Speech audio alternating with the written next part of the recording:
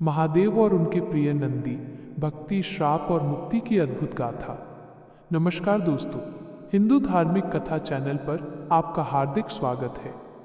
हम यहाँ अपनी सनातन संस्कृति की उन पौराणिक कथाओं को आपके समक्ष लाते हैं जो हमें भक्ति, ज्ञान और जीवन की सही राह दिखाती हैं।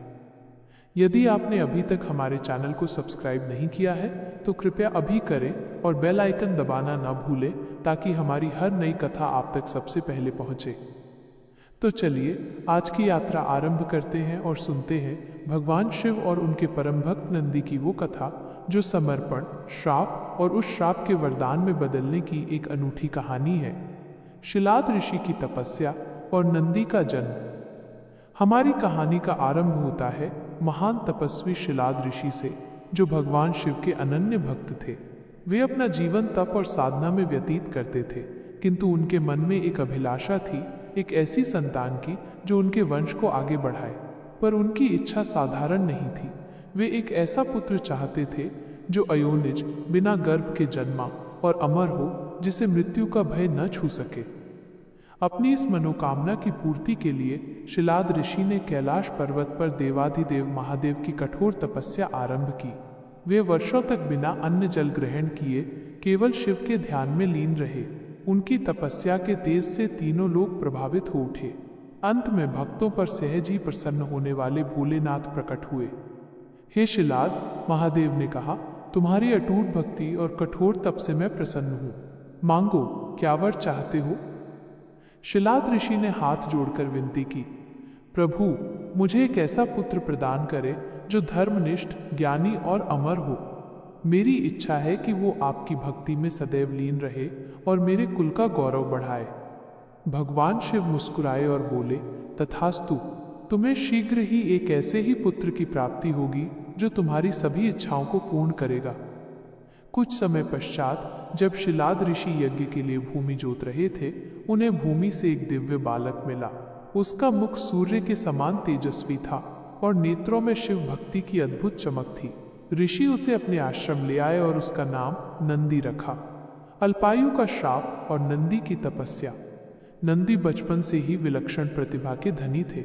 उन्होंने अल्पकाल में ही संपूर्ण वेद शास्त्रों का ज्ञान प्राप्त कर लिया और अपने पिता की भांति महादेव की भक्ति में डूब गए। शिलाद ऋषि का जीवन अब सुख और संतोष से परिपूर्ण था। एक दिन शिलाद ऋषि के आश्रम में दो दिव्य दृष्टि संपन्न ऋषि, मित्र और वरुण पधारे। शिलाद ने उनका यथोचित सत्कार किया और अपने पुत्र नंदी से उनका परिचय कराया। दोनों ऋषियों ने नंदी के ज्ञान और तेज की भूरी भूरी प्रशंसा की, किंतु उनके चेहरे पर चिंता की लकीरें उभर आईं। गंभीर स्वर में मित्र ऋषि ने कहा, हे शिलाद, तुम्हारा पुत्र निसंदेह सर्वगुण संपन्न है, किंतु हमारी दिव्य दृष्टि देख रही है कि यह अल्पायु है। इसकी आयु अब अधिक शेष नहीं है। यह सुनते ही शिलाद ऋषि पर मानो वज्रपात हो गया। जिस पुत्र को उन्होंने अमरता के वरदान के साथ पाया था, उसे खोने का विचार भी उनके लिए असहनीय था। वे शोक में डूब गए और उनकी आंखों से अश्रुधारा बह निकली। अपने पिता को इस प्रकार व्याकुल देखकर बालक नंदी ने उन्हें सांत्वना देते हुए कहा, पिताश्री, आप व्यर्थ चिंता न करें। जिन्होंने मुझे जीवन दिया है वे ही मेरे प्राणों की रक्षा भी करेंगे। मैं अपने आराध्य भगवान शिव की शरण में जाऊंगा और इस नियति को बदल दूंगा। उसी क्षण नंदी ने महादेव की तपस्या करने का संकल्प लिया और कैलाश की ओर प्रस्थान कर दिया। एक गुफा में बैठकर उन्होंने शिव की गहन आराधना आरंभ की। उनकी भक्ति और तप की ज्वाला इतनी प्रबल थी कि स्वयं देवता भी चकित थे। अंततः भगवान शिव अपने नन्हे भक्त की पुकार सुनकर प्रकट हुए। वत्स नंदी, तुम्हारी भक्ति ने मेरा हृदय जीत लिया है। बताओ, तुम्हें क्या चाहिए? नंदी ने विनम्रता पूर्वक कहा, हे महादेव, ऋषियों ने मुझे अल्पायु बताया है, जिससे मेरे पिता अत्यंत दुखी हैं। मैं केवल आपकी शरण, आपकी सेवा और अमरता का वरदान चाहता हूँ। श्राप का वरदान में बदलना। भगवान शिव ने मुस्कुराते हुए कहा, नंदी, तुम साधारण नहीं हो, तुम मेरे ही अंश हो। आज से तुम न केवल अजर अमर होगे, बल्कि मेरे गणों के अधिपति गणनायक कहलाओगे। तुम मेरे वाहन और मेरे सबसे प्रिय सखा के रूप में सदैव मेरे साथ रहोगे। मेरे निवास का द्वारपाल बनकर तुम मेरे भक्तों की रक्षा करोगे। यह सुनकर नंदी की आंखों से आनंद के आंसू बह निकले। उन्होंने अपना जीवन शिव के चरणों में समर्पित कर दिया। परंतु कुछ पौराणिक कथाओं के अनुसार नंदी का मानव से बैल का स्वरूप एक श्राप के कारण हुआ था। कहा जाता है कि एक बार रावण कैलाश पर भगवान शिव से मिलने आया। द्वार पर नंदी ने उसे रोक दिया। रावण ने अहंकार में भरकर नंदी को पशु कहकर उनका उपहास किया। इससे क्रोधित होकर नंदी ने रावण को श्राप दिया कि तुमने मुझे पशु कहकर मेरा अपमान किया है, तुम्हारा सर्वनाश भी एक वानर पशु के हाथों ही होगा। इस घटना से जब शिव को क्रोध आया तो नंदी ने उन्हें शांत किया।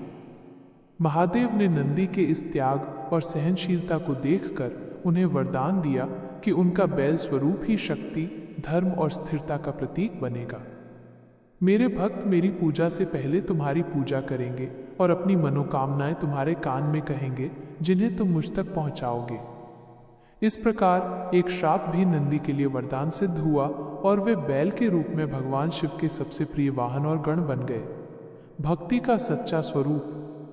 आज भी प्रत्येक शिव मंदिर में शिवलिंग के ठीक सामने नंदी की प्रतिमा विराजमान रहती है, जो मौन रूप से हमें समर्पण और प्रतीक्षा का पाठ पढ़ाती है।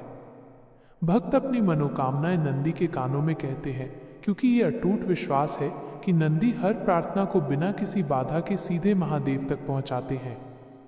नंदी की ये कथा हमें सिखाती है कि सच्ची और निश्चल भक्ति में इतनी शक्ति होती है कि वो प्रारब्ध को भी बदल सकती है। ये कथा हमें अहंकार से दूर रहने और विनम्रता को अपनाने की प्रेरणा देती है।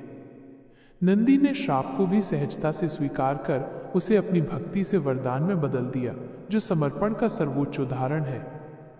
तो दोस्तों, ये थी महादेव और नंदी की अद्भुत कथा। आशा है कि ये कथा आपको प्रेरणा और भक्ति से भर देगी। अगर आपको हमारी ये प्रस्तुति पसंद आई हो तो कृपया हमारे चैनल हिंदू धार्मिक कथा को सब्सक्राइब करें, इस वीडियो को लाइक करें और अपने मित्रों व परिवारजनों के साथ साझा करें। आप अगली बार कौन सी पौराणिक कथा सुनना चाहेंगे, हमें कमेंट सेक्शन में अवश्य बताएं। तब तक के लिए भगवान शिव और नंदी की कृपा आप सभी पर बनी रहे। ओम नमः शिवाय। जय श्री महाकाल।